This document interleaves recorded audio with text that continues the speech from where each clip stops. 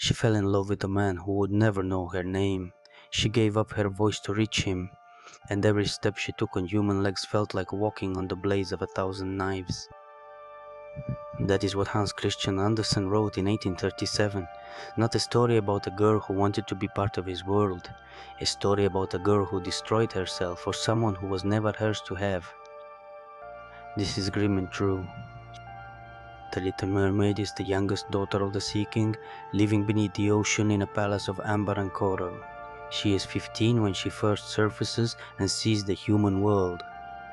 She watches a young prince on a ship, celebrates his birthday from the water, and is still watching when the storm hits.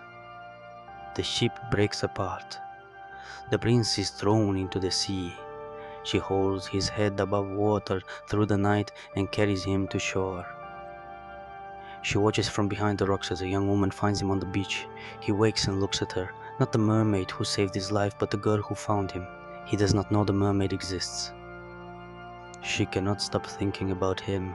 She cannot stop thinking about the human world either, about walking on land, about having a soul. Mermaids, her grandmother tells her, do not have souls. When they die, they dissolve into sea foam and cease to exist entirely. She goes to the sea witch. The witch will give her legs, but the price is her tongue, her voice permanently. The witch cuts it out herself, and there is another condition. The transformation will feel like a sword splitting her in two. Every step on human feet will feel like walking on sharp blades. She will bleed. She will never stop feeling it. And if the prince marries someone else, if he does not fall in love with her, she will die at dawn the morning after his wedding. She will dissolve into sea foam. That is the end. She drinks the potion. The prince finds her on the shore, wordless and bleeding. He takes her to the palace. He dresses her in silk. He tells her she reminds him of a girl he once dreamed about, the girl who saved him from the sea. That girl, he says, is the only woman he could ever love. He is describing her. She cannot tell him. He invites her to dance at court. She dances beautifully, though every movement is pain. He watches her the way he might watch something rare and strange and not fully human. He grows fond of her, the way a person grows fond of something he will never quite understand. Then he tells her he is to be married. His bride is a princess from a neighboring kingdom. He believes she was the girl who found him on the beach after the shipwreck. She was not, but she says nothing to correct him, and the little mermaid cannot say anything at all. The wedding is at sea, on a ship. The little mermaid dances at the celebration with bleeding feet and watches him marry someone else. That night, as the prince and his bride sleep below deck, her sisters rise from the water. They have been to the sea witch. They have given their long hair, all of it, in exchange for a knife. They hold it up to her. Kill him, they say.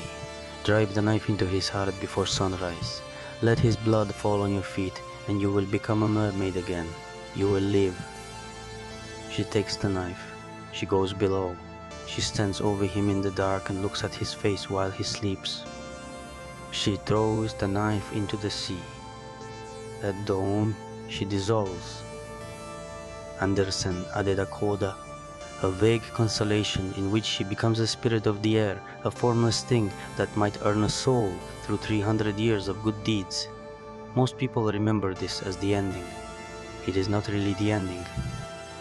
The ending is the knife and the choice and the sea foam at first light. The story has no villain. The prince is not cruel. He simply never knew. She made herself mute and then silent at the one moment it mattered most. Andersen never explained this story publicly.